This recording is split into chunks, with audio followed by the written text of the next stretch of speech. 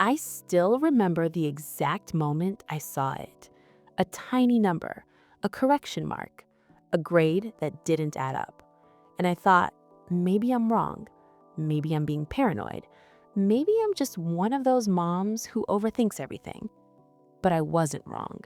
And what happened after I reported it completely blindsided me.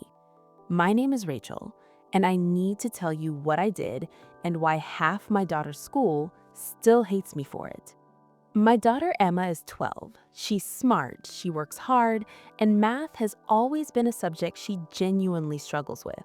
So when her mid-semester grades came back and I saw a B plus on her last exam, I was thrilled, proud. I put it on the fridge like it was a trophy. But something nagged at me. Not jealousy, not doubt in my daughter, just something small and quiet in the back of my mind that I couldn't shake. Emma hadn't mentioned studying any differently.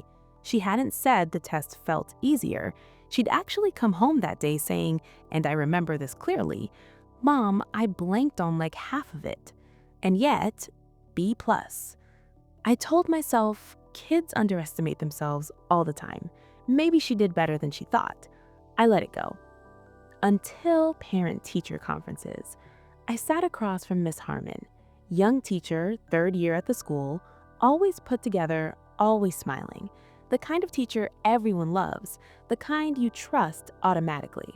She showed me Emma's portfolio, grades across the semester, all hovering between B and B plus. And while she was talking, walking me through each assignment, I noticed something. The scores on Emma's actual paper didn't match what was written in the gradebook. I didn't say anything in that moment. I was too surprised. I just nodded, smiled, thanked her, and walked out into the parking lot. I sat in my car for 10 minutes, staring at my hands. Did I just see what I think I saw? I am not the kind of person who goes looking for problems. I volunteer at the school. I bring snacks to bake sales. I don't want drama. But I also couldn't ignore what I'd seen. So I went home and I did something I probably shouldn't have done alone at 11 o'clock at night. I pulled out every paper Emma had brought home that semester. I laid them across the kitchen table like evidence. And I started comparing. The score written on the paper in red ink by Miss Harmon's own hand versus the score recorded in the digital gradebook that parents had access to online. On 5 separate assignments, they didn't match. Not by huge amounts, not from failing to passing, but consistently, every score in the gradebook was slightly higher than what was marked on the actual test. 1 point here, 2 points there. Enough to nudge a C plus into a B minus, enough to make the class average look noticeably better. I told myself there was probably an explanation. Data entry errors happen. Teachers are overwhelmed. Maybe there was a curve she forgot to communicate. So I emailed her, politely, carefully. I said I noticed some discrepancies between the paper scores and the gradebook, and I wanted to make sure I understood the grading system correctly. She replied the next morning, cheerful, breezy.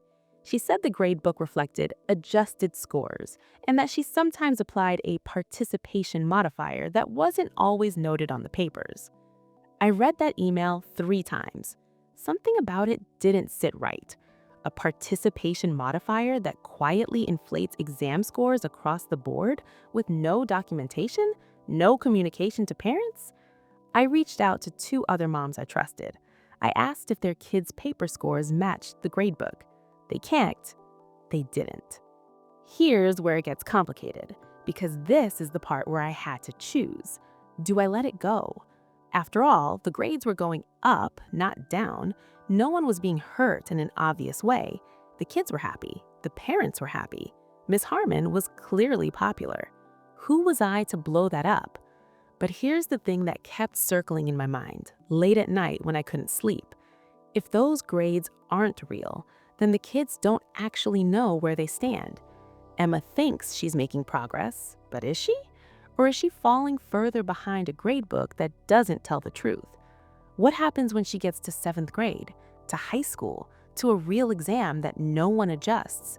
What happens when the lie runs out? I made my decision. I printed everything, the original papers, the gradebook screenshots, the email exchange. I put it in a folder and I walked into the principal's office. Principal Dawson is a careful man.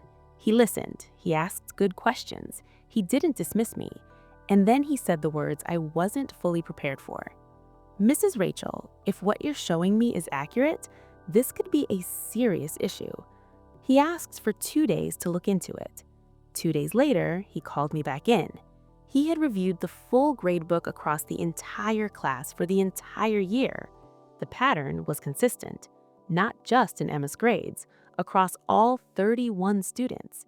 Miss Harmon had been quietly altering scores enough to make her class average significantly higher than the school's other math sections. The reason, as it came out, the school was being reviewed for a district performance grant, and her class's scores were part of the evaluation metrics. She wasn't helping the kids, she was helping herself. Miss Harmon was suspended immediately, pending a full district investigation, and this happened 3 weeks before final exams. A substitute was brought in, the kids were confused, upset, off their rhythm right before the most important tests of their semester. And within 48 hours of the news getting out, my phone started blowing up. Other parents, furious, not at Miss Harmon, at me. The messages ranged from passive-aggressive to outright hostile. One parent called me the most selfish woman in this school. Another said I had destroyed a good teacher's career over a technicality. A group chat I'd been in for 2 years, school moms, people I thought were my friends, went completely silent after I was quietly removed from it. My daughter came home one day and said a classmate had told her that her mom got their teacher fired. I stood in my kitchen and I genuinely didn't know what to feel. Had I done the right thing?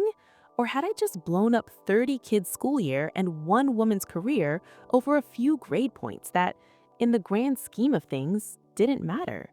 The investigation concluded 6 weeks later. Miss Harmon was found to have altered scores across 2 academic years, not just in her current class, in the previous year's class too. She was not fired immediately. She was placed on a corrective action plan and moved to a non-evaluated position. The district corrected the grade records, which for some students actually meant their grades went down, including Emma's. Her B+ became C+, and my daughter cried.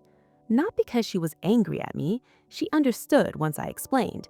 She actually said, quietly, sitting at the kitchen table, "So I was never really getting better." That broke my heart in a way I hadn't expected, because that's the real damage, isn't it? It's not the suspended teacher, it's not the angry parents, it's the kid who spent a whole semester thinking she was succeeding and then found out the floor was built on something false.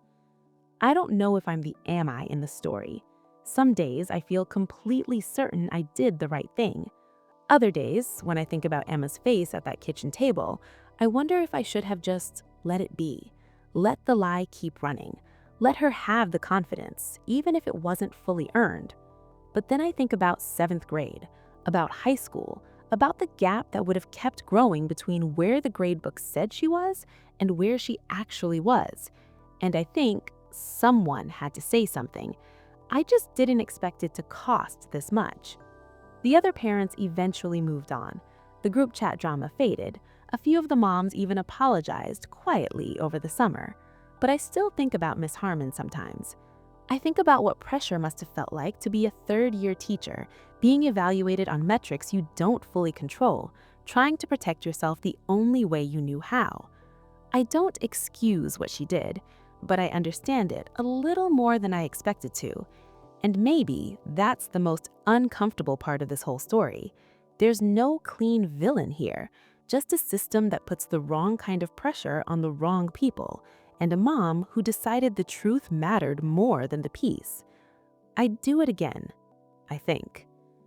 So here's what I want to know from you. Was I wrong? Should I have stayed quiet and let the grades stand? Or would you have done exactly what I did? Drop your honest answer in the comments. I read every single one. And if this story made you feel something, if it made you think or argue with yourself or argue with the person next to you, hit that like button and subscribe, because every week on this channel, we go into the stories that don't have easy answers. I'll see you in the next one.